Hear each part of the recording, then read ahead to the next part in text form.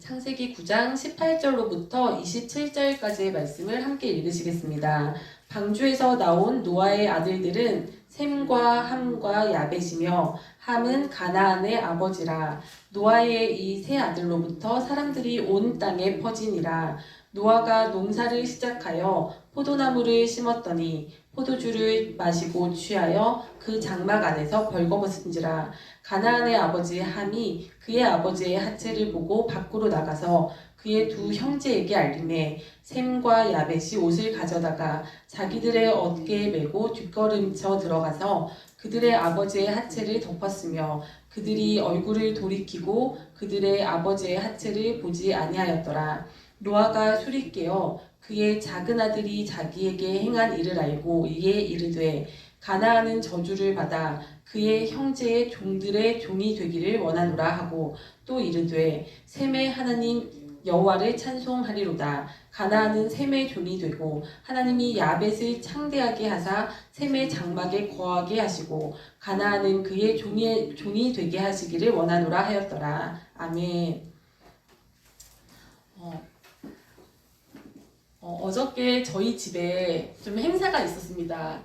저희 시아버님께서 팔순이셔가지고 좀 이 친척분들을 모시고 팔순연을 했습니다. 근데 그 전날에 이제 금요일날 제가 어디를 가려고 이제 차를 이용을 하려고 하는데 골목에 이제 낯선 차가 되어 있는 거예요. 외부에서 들어온 차가. 그래서 그 차 앞에 번호를 보고 전화를 해가지고 좀 나가야 되니까 좀 빼주세요 라고 얘기를 하고 이제 그 차를 그분이 나오셔서 빼주셨는데 알고 봤더니 그분이 이제 저희 아버님 손님이었던 거예요. 그래서 저희 아버님 보고 외삼촌이라고 부르시더라고요. 그 조카분이셨어요. 그래서 아 세상이 참 아차 싶더라고요. 만약에 조금 막 좀 공손하지 못하거나 좀 짜증이 섞인 목소리로 차 좀 빼주세요. 왜 여기다 댔어요? 뭐 이런 식으로 말했다면 참 민망한 그 입장이 될 뻔했더라고요. 그래서 어저께 이제 팔순 잔치를 하는데 식사 자리에 갔더니 그분도 와 계시더라고요. 그래서 참 이 친척분들이 대부분은 저희 아버님이 연세가 많으시니까 그 아버님 대의 그 형제 자매분들은 많이 돌아가셔서 안 계시고 이제 그 밑에 이제 자식대에서 많이 오신 거예요. 그래서 다 이제 조카들이죠. 뭐 조카분들이 오셨는데 뭐 한 자리에 모여 있으니까 본인들도 이제 서로 누가 누군지 또 아는 사람끼리는 아는데 또 잘 모르는 사람들은 또 잘 모르시는 거예요. 그래가지고 자기는 또 누구 몇 번째 아들 누구의 뭐 몇 번째 아들입니다 말면서 자기소개도 막 하시고 그러시더라고요. 근데 가만히 저는 약간 이제 한 걸음 물러서서 보니까 참 이 한 집안 사람들이 모이니까 다 조금 생김새가 비슷한 거예요. 그 막 조카고 고모고 막 사촌이고 오촌이고 막 이런데도 뭔가 조금씩 이 생김새가 있으시더라고요. 비슷하시고 그래서 우리가 결혼식장에 가도 이제 가족 사진 찍는다고 뭐 신부 측 가족, 뭐 신랑 측 가족 이렇게 쫙 이제 앞에 이렇게 불러서 세워놓으면은 그 가족들만의 또 이제 생김새적인 측면에서도 특징들이 있잖아요. 그래서 다 조금 비슷하시다 약간 이런 느낌을 받게 되는데 어제도 그런 생각이 들었습니다. 그래서 가만히 이제 생각을 해보니까 우리가 다 각자가 그냥 개개인이고 별개의 존재 같지만 나라는 존재가 있기까지는 나의 또 아버지 어머니가 계셨고 그 위에 할아버지 할머니가 계셨고 다 그 조상들이 대대로 있었던 거 아닙니까? 근데 이 조상들을 대대로 위로 올라가다 보면은 결국은 우리는 전 인류가 노아라는 그 한 사람의 조상으로부터 나온 그 사람들입니다. 다 온 세계, 전 세계에 참 가지각색의 막 민족과 종족과 언어와 문화들이 다양하게 분포돼서 살고 있지만 알고 보면은 우리가 한 4,000년을 거슬러 올라가 보면은 다 노아의 뿌리인 거예요. 다 노아의 허리에서 나온 사람들입니다. 그래서 오늘 말씀에서 이제 노아의 아들들, 셈과 함과 야벳, 이 세 아들들로부터 전 세계의 인류가 퍼지게 되었습니다. 그래서 이 노아의 홍수에 대한 이 이야기는 전 세계 어디를 가도, 어느 민족에게 가도 그 구전되는 설화 속에 비슷한 이야기들이 다 나오는 거예요. 그래서 뭐 일본에 가도, 카자흐스탄에 가도, 뭐 중국에 가도 다 이 비슷한 이야기들이, 설화들이 남아 있습니다. 특히 일본인지 카자흐스탄인지 그쪽에 가면 벽화도 남아 있는데, 그 벽화에 보면은 방주에 타고 있는 사람 숫자도 8명이에요. 우리 이 성경에 나오는 노아의 식구들도 노아와 그 부인과 세 아들과 그리고 그 며느리 3명, 이래서 8명이지 않습니까? 그래서 전 세계에 이 노아의 홍수에 대한 이야기가 남아있다는 것입니다. 그래서 이 방주가 이제 홍수가 그치고 이제 노아가 이제 지면에 물이 좀 빠졌나 알아보기 위해서 이제 새를 날려보내지 않습니까? 처음에는 이제 까마귀를 날려보내고 또 그 다음에는 비둘기도 날려보내고, 그래서 비둘기가 나뭇잎을 물고 다시 돌아오고, 두 번째 날려보냈을 때는 이제 비둘기가 돌아오지 않고, 이런 이야기가 나오지 않습니까? 그러니까 각 민족들이 흩어져 있는 그 설화를 봐도 이 새의 종류만 좀 다를 뿐이지 이 노아의 홍수 이야기가 다 남아있는 거예요. 그러니까 이 인류가 이 공통의 이 경험을 가지고 있는 겁니다. 근데 참 신기하게도 이 노아의 홍수에 대한 이야기는 온 인류가 아직까지도 기억을 하고 있는데, 이 노아라는 사람이 어떤 사람입니까? 하나님을 경외했던 사람 아닙니까? 하나님께서 정말 그 인류에 대해서 내가 이 인간들을 창조한 것을 후회한다 하셨을 때, 그래도 이 노아만큼은 당대에 의로운 사람이었고, 그리고 노아는 그 진노하시는 하나님의 눈에서 은혜를 발견한 사람 아닙니까?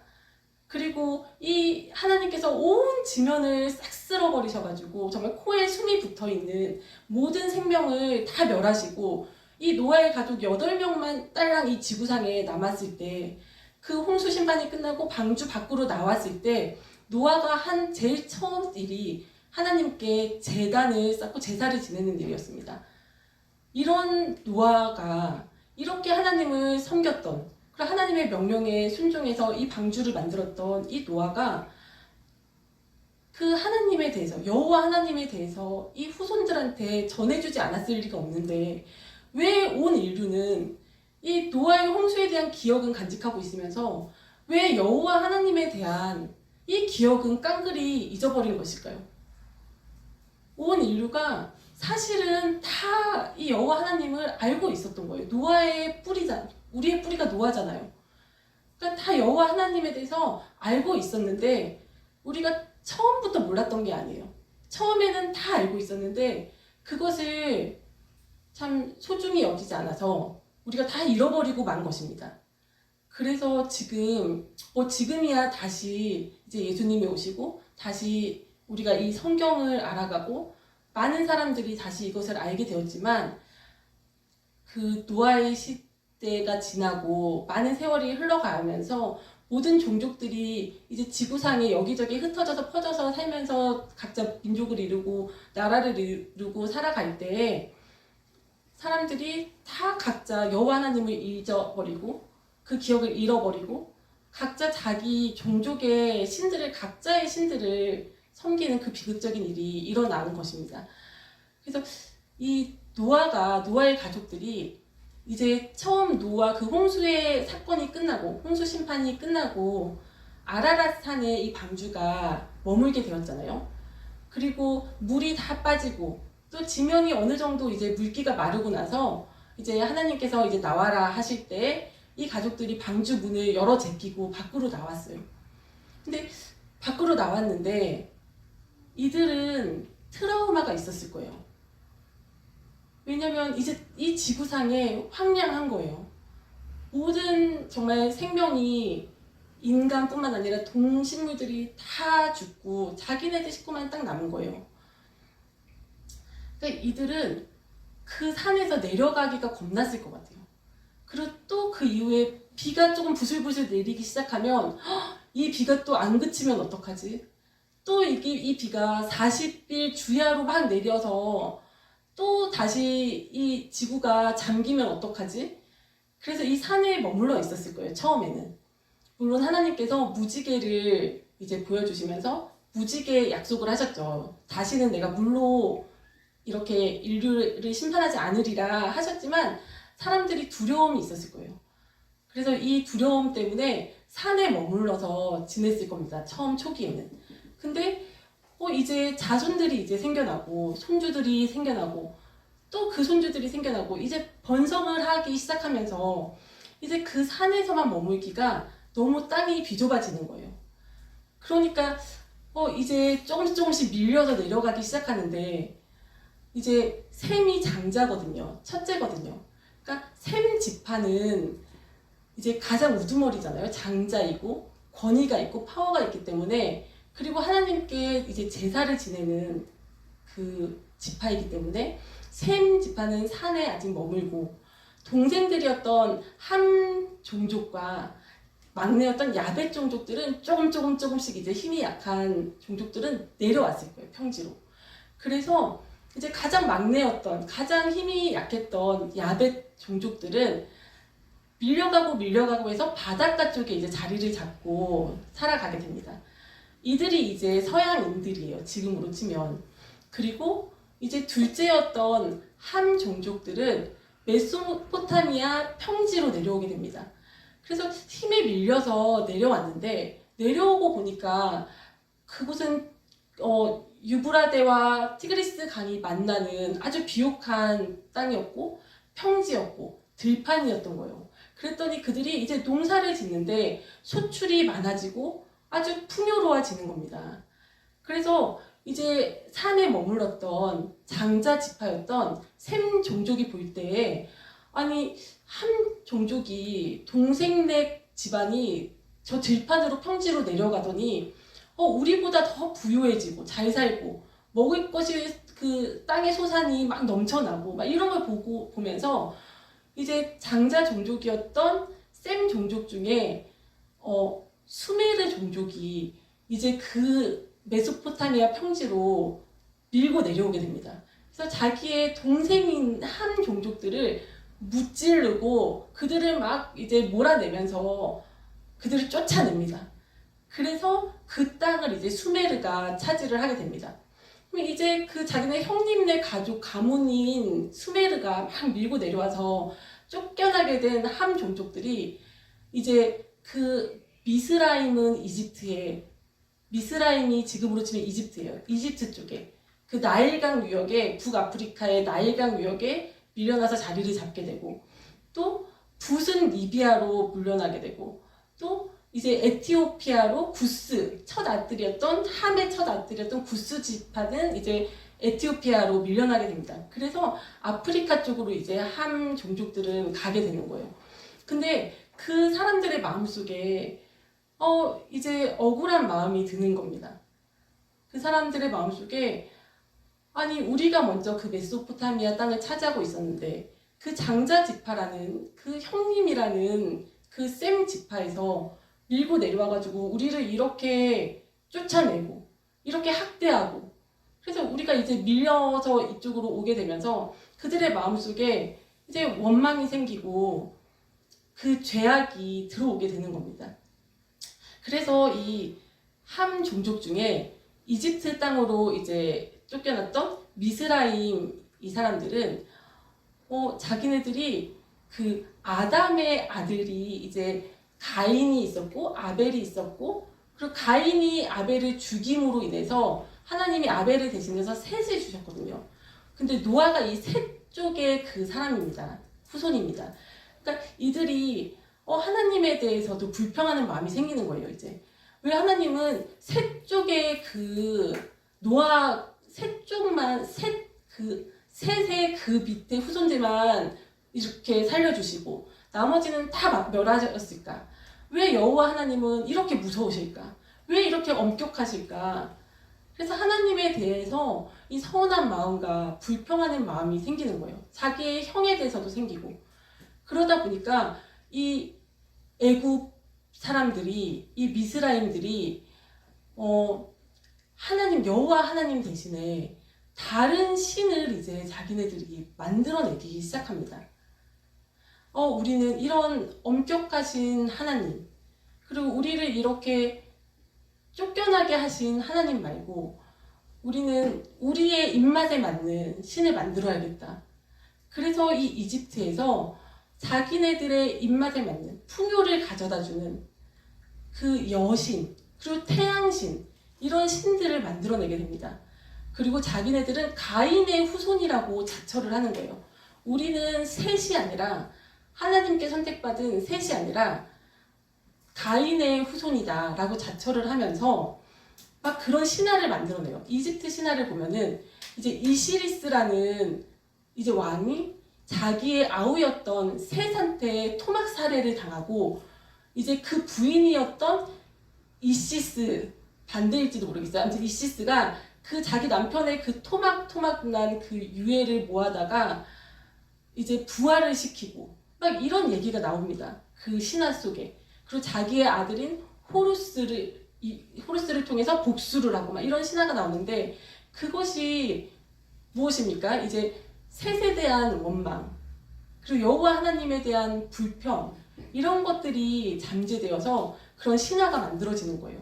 그래서 이 신화를 통해서 이것을 이제 마귀가, 사탄이 이용을 하는 거죠. 이 한 사람들이 가지고 있었던 그런 마음속의 미움과 이런 죄악된 그 틈을 이용해서 사탄이 그것을 이용해서 사탄의 꾀를 부리는 겁니다. 그래서 원래 창세기 3장 15절에 원시 복음이 나오거든요. 하나님께서 이제 아담과 하와가 그 선악과를 따먹는 죄를 범했을 때 이제 여자의 후손이 뱀의, 사탄의 머리를 깨부술 것이다 라는 원시 복음을 주시는데, 이것을 사탄이 자기가 먼저 이거를 선점을 해버리는 거예요. 그래서 가짜 여자의 후손들을 수도 없이 만들어내는 겁니다.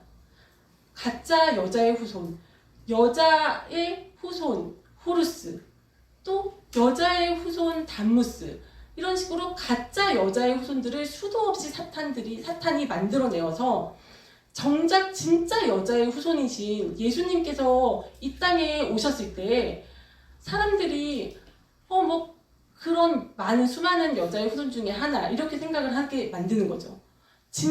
우리가 진짜를 알아보지 못하도록 사탄이 미리 다 이렇게 선수를 쳐놓는 겁니다. 그래서 요즘에 막 제가 어떤 책을 봐도 그렇고 유튜브를 봐도 그렇고 너무 혼란스러운 이야기들이 많은 거예요. 모세가 그 당시에 바벨론 지역, 메소포타미아 지역에 기존에 원래부터 있던 설화들, 신화들을 모세가 발췌해가지고 그것을 모아가지고 모세오경을 썼다. 이런 이야기들을 하는 겁니다. 모세오경이 나오기 전부터 그 지역, 그 땅에 그런 신화들이 있었다. 비슷하지 않냐. 그러면서 모세가 그것을 발췌했다는 거예요. 하나님이 먼저이신데 거짓의 아비이고 또 하나님을 따라하기 좋아하는, 모방하는 자인 사탄이 하나님을 흉내내면서 가짜들을 수없이 만들어 놓고 나니까 정작 정말 진짜가 나타났을 때 사람들이 그 진짜를 알아보지를 못하는 거예요. 그거 원래부터 그 지역에 그런 이야기가 있었어. 그 중에 하나 아니야? 그냥 만들어낸 얘기 아니야? 모세가 그 신화를 모티브로 삼아서 모세오경을 썼을 거야. 이런 식으로 사람들이 생각하게 만드는 거죠. 이게 사탄의 꾀입니다. 사탄의 꾀. 그래서 얼마나 지금도 수많은 사람들이 넘어지고 있는지 몰라요. 예수님도 그 이집트의 태양신 신화랑 비슷해. 근데 정말 비슷해요. 얘기를 들어보면 혹합니다. 정말 비슷해요. 그래서 예수님이 그 태양신에서 나온 그 이야기를 갖고 만들어낸 거야. 이런 이야기들이 수도 없이 떠돌아다닙니다. 그리고 하나님께서 징조를 보이시기 위해서 베풀어 주신 그 별자리들로 그것을 점성술로 이용을 하는 거예요, 사람들이. 그거를 미래를 예측하고 껴맞추고 막 이러는 점성술로 이용을 하면서 황도 12궁을 만들고 막 이러면서 지금은 물고기 자리 시대야. 물고기자리 시대의 메시아는 예수님이었어. 그런데 이제 물병자리 시대가 도래해.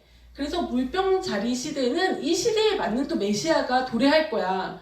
이러면서 사람들을 미혹을 시키고, 또 하나님께서는 분명히 알파와 오메가요, 처음이고 마지막이시오, 이 창조가 있었고 그리고 종말이 있다는 것을 하나님께서는 말씀을 하시는데, 이 사탄은 사람들을 미혹을 시키는 겁니다. 처음과 끝이 있는 게 아니라 돌고 도는 거야. 이 인류사는, 지구의 역사는, 이 우주의 역사는 계속 이렇게 돌고 돌았어. 계속 윤회를 거듭하는 거야. 반복하는 거야. 이런 식으로 우리를 미혹을 시킵니다. 그래서 이 이집트에서 이 함의 자손들이 만들어낸 이 신화가 나중에는 그 수메르를 무너뜨리기 위해서 이자들이 수메르한테 그 자신들의 여신들을 집어넣습니다.